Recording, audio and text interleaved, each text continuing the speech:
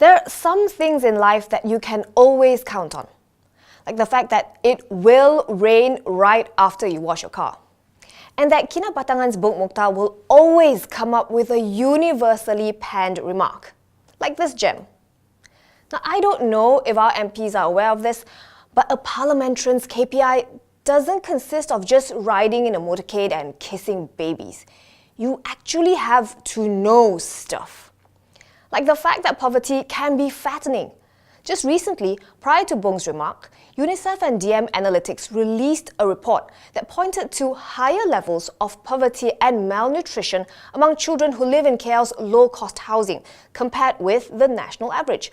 About 23% of these kids are either overweight or obese. That's almost 6 times higher than KL's average of 4%. And we are talking about places where half the households do not have enough money to buy food, where more than 10% cannot afford to feed their kids 3 meals a day. Places where 77% of households have zero savings and less than 4% get zakat or welfare department assistance. This is despite the fact that most of their parents work full-time and put in, on average, around 48 hours a week or 9.5 hours a day, 5 days a week. So how is it they're fat? That's because they live in what is termed as an obesogenic environment. Basically, their circumstances are making them fat. For starters, processed foods are cheaper, which is why they're not buying fruit or quinoa. Chef Jamie Oliver said this about the issue of obesity in Britain's poorer communities just last week. What you see is parents who aren't even thinking about 5 fruit and vegetables a day. They're thinking about enough food for the day. Also, another factor, healthy foods are less accessible. In poor neighborhoods, it's just easier to find tin sardines than fresh fruit around the corner. Plus, as the UNICEF DM Analytics report points out, because of longer working hours and the distance between the workplace and home, the urban poor often buy food outside instead of cooking in the kitchen. They're also more stressed out. They don't have the time or money to join those CrossFit or Pilates classes in Bangsa. And they're less inclined to go jogging around the neighborhood because low-income areas are generally less safe.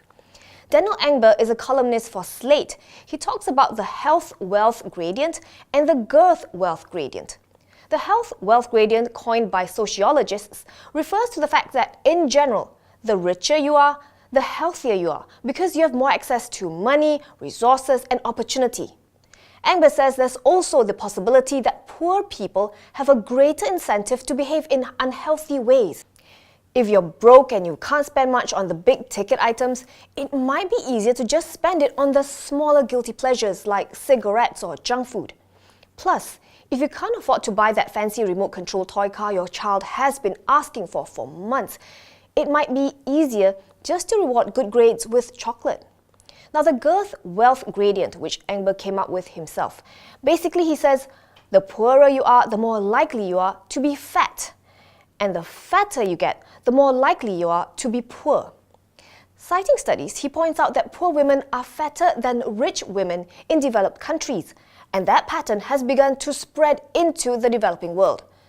So in short, no. Bigger waistlines do not equal prosperity.